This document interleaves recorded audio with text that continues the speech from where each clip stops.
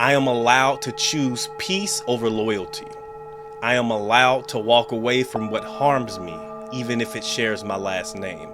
I honor my healing, my truth, and my emotional safety above tradition.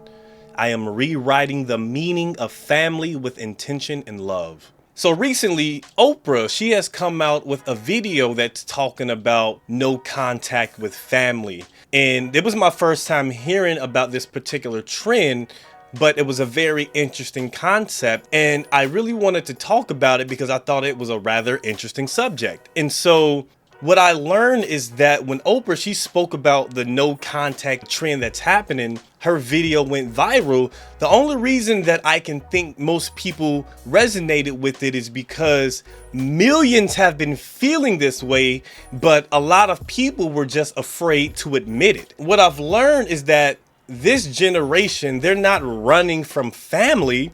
What they're running from is generational trauma, unhealed parents, emotionally unavailable caregivers, manipulation disguised as culture, guilt disguised as love, and obligation disguised as loyalty. Oprah, what she basically did is just held up the mirror. Like, look at yourself. This isn't about being rebellious. It's more about self-preservation. What is happening is that this generation, they're saying that I will not sacrifice my mental health for tradition. So it brought me to the conclusion of understanding why this no contact thing is exploding right now. And the first thing that came to my attention is that more people, they're self-aware than any other generation that happened before us. And therapy, emotional intelligence, and, self-help, these things aren't taboo anymore. They're literally just a mainstream thing. And so when people now understand that pain, this can be inherited. Now, the second thing is that people, they are done just normalizing dysfunction, yelling, shaming, guilt tripping, and dismissing feelings. None of that is just how our family is. It's very dismissive. That is very dismissive, and it's unhealthy. And there's also a rise of the mental health culture, because people are choosing healing over performing. They're choosing to put peace over the proximity, and they're creating clarity over chaos. Because throughout the years of life and just living and growing up, we have always been taught that family first, even when family is the one hurting us. What's happening is that this generation is that they're challenging those beliefs. They're challenging those beliefs that have kept people in those emotional prisons for decades. And when you create awareness, this doesn't allow you to just go back to ignorance.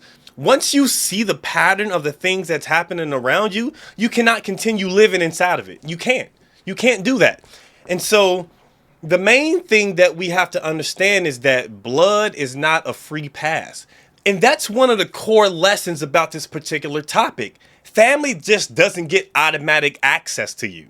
They get access according to their energy. Think about it like this. If a stranger treated you the way that some family members do, you would call that toxic. But when family does it, society says, well, they mean well. They did their best. You're too sensitive. You only get one family. It's just like, come on, man. Look, I'm not with that. What we have to understand is that the truth is we only get one mind. We only get one heart. We only get one spirit. We have one nervous system. And guess what? Those deserve protection.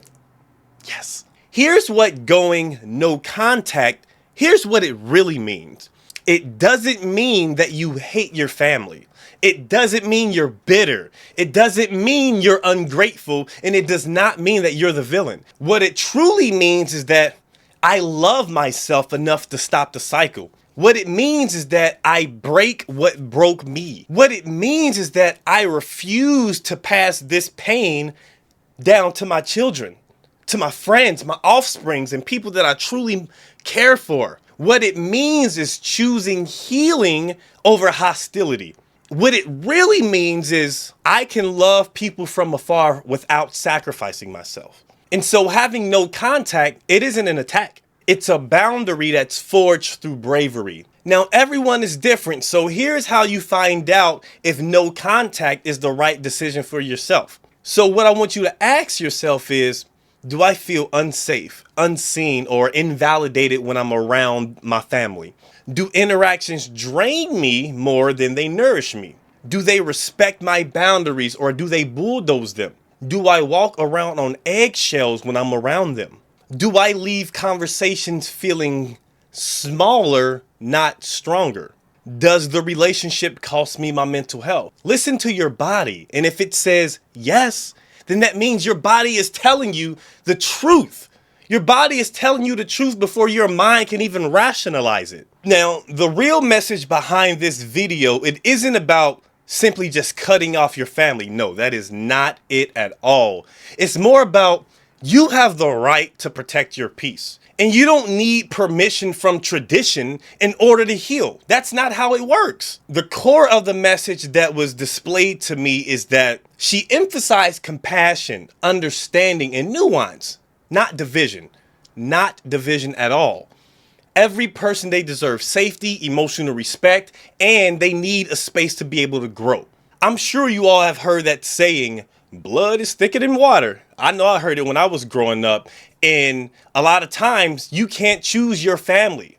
You're born into your family. And simply because you all share the same last name, the same bloodline, it does not mean that disrespect needs to be tolerated. It's just like anything else within your life. If it's not bringing you peace and happiness, then you need to get away from it. This is your life. It's a precious thing that you need to cherish and take care of. If that's being invalidated by people that are within your close proximity, then you need to eliminate them from your life.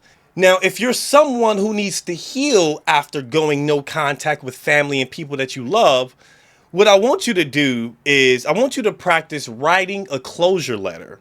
And this is where you are basically releasing the words that you want to say, but you can't necessarily communicate physically. And these are words that have been stuck inside your mind or within your body for years. So you're going to write this letter, but you're not going to send it. You're just going to write it out and not send it.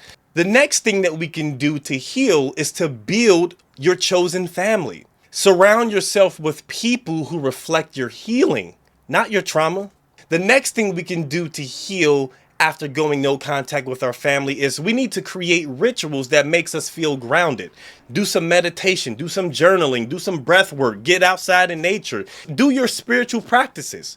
We can also have some therapy or self-reflection. We don't want to blame. We're not doing this to blame. We're doing this to create some understanding, to unravel these thoughts, and we're also trying to transform. Now, another thing that you're going to have to learn to do is to forgive. And you're forgiving for you, not them. Forgiveness is very powerful, and you're doing it for yourself. Forgiveness, it's a release of the emotional weight. It's not a reconciliation. Some souls, they come through our bloodline to start a new cycle, not to continue the old ones. And so you might be the chosen one to heal, to break those patterns, to shift that consciousness, to create new standards. Also, so you can build a new lineage. Walking away from things that cause that unease is not failure at all. It's evolution.